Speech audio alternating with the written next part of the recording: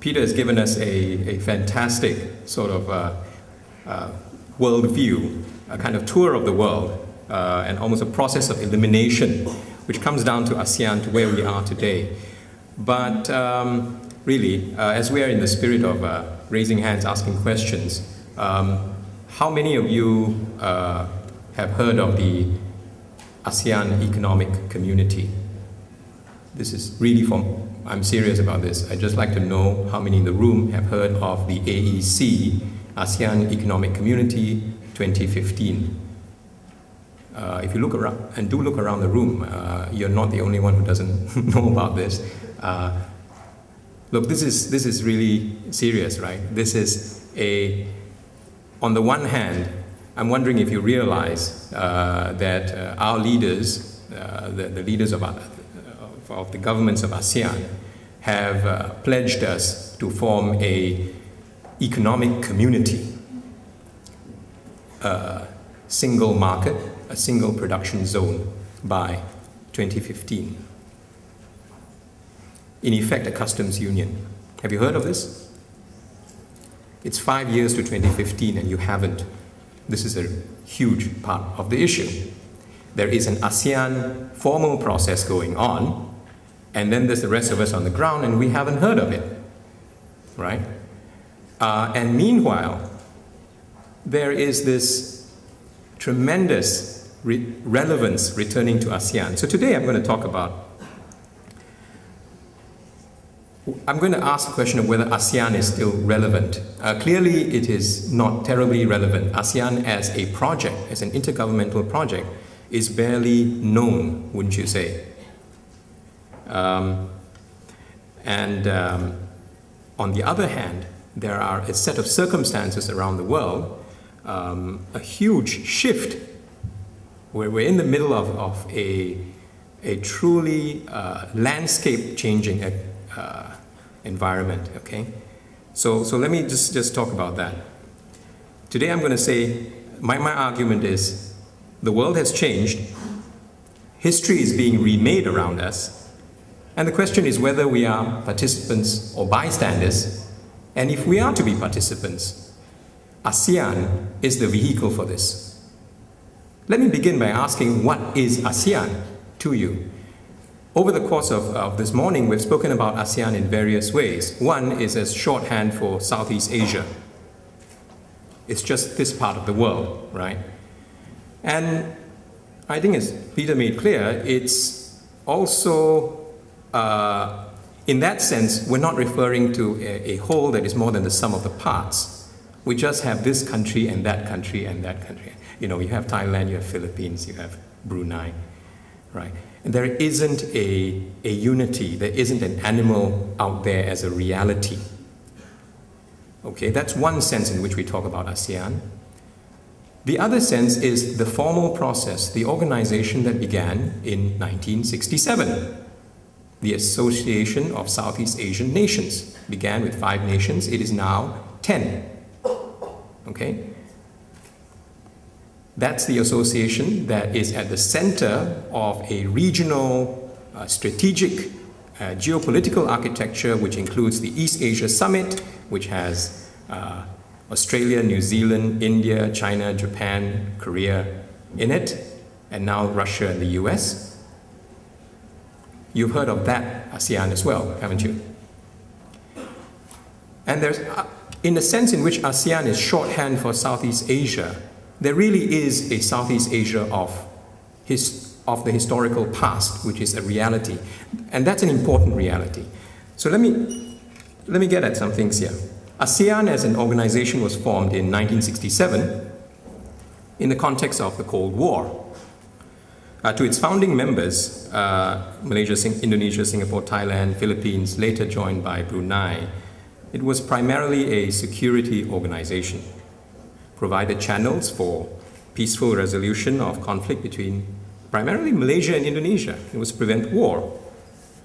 At a time when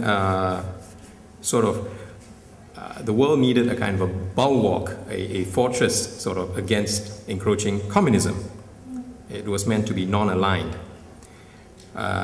So ASEAN was an organization governed by consensus. Things got done through golf games, high-level personal contacts, phone calls between the leaders. And these leaders tended to be, let us say, long-serving and authoritarian heads of government.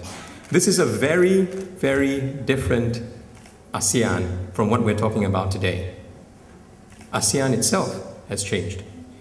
After the Asian financial crisis of 1997, ASEAN's role declined as the various countries struggled with the economic and then the political aftermath of the Asian financial crisis.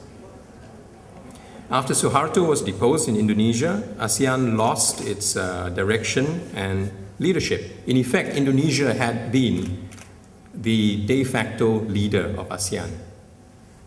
Indonesia instead focused on massive internal reform, right, and is now a very, very interesting country, as we know, and in the midst of a kind of a game-changing democratization process. So ASEAN today is a very different creature. For one thing, it's been expanded to include the Indo-Chinese states of Cambodia, Laos, Myanmar, and Vietnam. In effect, there is now a continental ASEAN of the Mekong, and what you might call a riverine ASEAN, and an archipelagic ASEAN, an ASEAN of a maritime ASEAN, right, of the South China Sea. You have the Mekong basin governing one part of it, the economy of one part, and maritime Southeast Asia, the archipelago Nusantara being the other side. Why do I belabor these details? Because I'm going to argue that we have the return of the importance of geography to ASEAN and of history. In 2008, ASEAN ratified the charter and thus became a legal entity in its own right. This was what you would call today a DNA change, a fundamental change in the nature of the organization itself. So we go from being a kind of a purely consensual organization to one in which we attempt to have rules across, and we actually have a common project. If you want to form an economic community and you're talking about things such as, you know, harmonizing your regulatory and governance regimes, there need to be rules. There needs to be a very clear process in place. So this is not merely a legal change, right? By 2008, when this happened, when the charter was ratified, of course the news of that was buried under a far bigger change. In fact, the greatest disruption to the global economy since the 1930s. And of course, that we're talking about the global financial crisis, the GFC. So, the Cold War certainties and perils of ASEAN's birth has been replaced by the financial and economic turbulence and opportunity in that turbulence of a region caught in the biggest historical event of the early 20th century, right, or the 21st century, and perhaps of the entire 21st century, as far as the economy is concerned.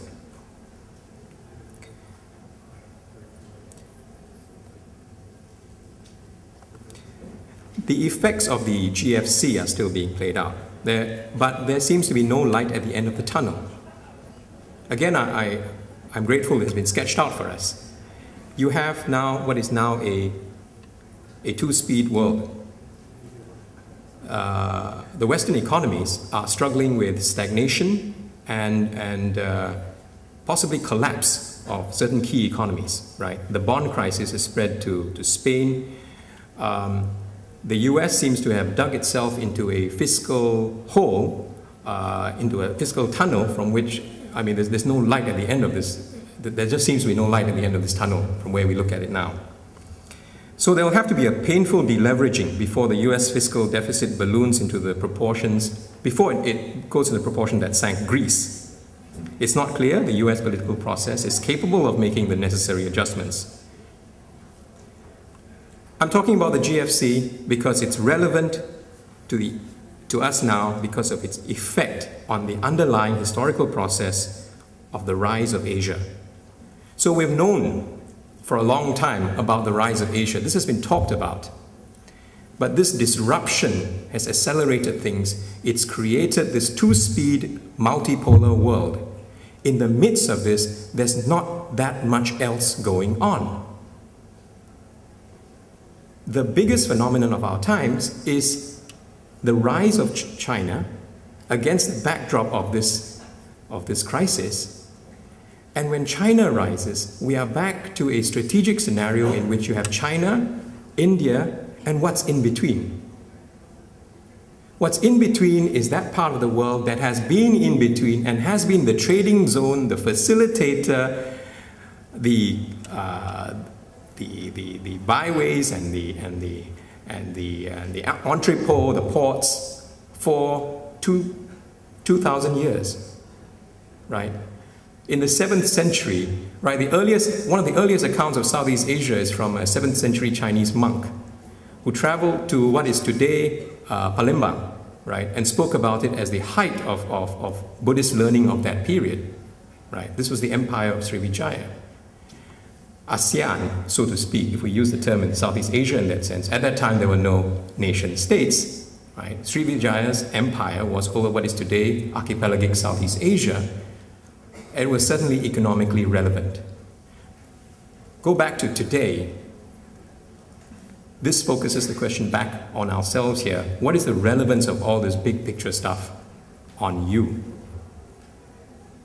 One of the issues mentioned earlier is that there's this huge opportunity on the one hand, right? The center of gravity of global economic activity returning to our part of the world, right over us, where we have a point of leverage, and yet this frustrating inability to implement corruption, etc., right? Poor governance. One of the key shortages here is managerial talent. It is talent such as yourselves, actually. This is a challenge for young people, but it needs young people with a certain kind of imagination. Because the world has changed. It's our imaginations that haven't caught up. And clearly it's also your imaginations that haven't caught up. How could it? The basic facts are not known to you. Because earlier on, if Chen Shao asked you, how many of you want to work in ASEAN, right? Or to work in other Southeast Asian countries, that not many. But if this challenge is to be met, we need a new class of corporate talent that sees itself as based in ASEAN, for ASEAN to be a reality. If you came to CIMB, for example, and we asked you, are you interested in working in another Southeast Asian country, and you said, no, you wouldn't get the job. Okay, because CIMB is an ASEAN company. We're not the only one, right? There's Zaid Ibrahim and Company, there's AirAsia. There's a new class of companies that are starting, of corporates that think of themselves as ASEAN, and for very good reason. It's not just PR. This is our domain. If ASEAN is going to happen, if these massive plans are going to have any sort of realization, there needs to be the private sector component for this. And it starts with companies able to range across ASEAN, to identify themselves as ASEAN national, right? And to function as if those tremendous borders were not quite there, because we are going to have to be bringing down some of those barriers. We're going to have to be assisting in making regulatory harmonization occur. We're going to have to push heads of government. But it begins with this new class of young professionals who are willing to say, look, this is my part of the world, right? It ain't just Malaysia. Frankly, Malaysia is by itself pretty much irrelevant by now. I'm sorry to be saying this, right? The history will pass us by if Malaysia is not part of this larger regional picture. And of all the countries in ASEAN, Malaysia actually has the best alignment of interests with ASEAN. Frankly, Indonesia is tempted to go it alone. They are big enough, substantial enough to be looking at ASEAN and wondering, should I be part of this? It's a slow-moving boat. Right now, they're 40% of ASEAN's GDP. By 2015, they will be half of ASEAN GDP. given that they're growing faster than the rest of ASEAN put together, ex-Indonesia, right? But Malaysia, medium size with still the right combination of skills and frankly the kind of talent, as CIMB is a sort of beneficiary of this, right, that can range across the region. I'm sure the guys from Zico will tell you the same, right? We're actually using Malaysian talent to open up the region and to knit it together. That's the opportunity. That's the measure of the challenge. Okay, so to recap, it is at the very start an imaginative challenge. Can you see yourselves as ASEAN executives and managers? Can you attempt to bridge the cultural divides, the great unfamiliarity of different systems, different currencies, and actually try to bring this region together? And as I said, one key shortfall is management. I think I'll stop here and leave time for lots of questions for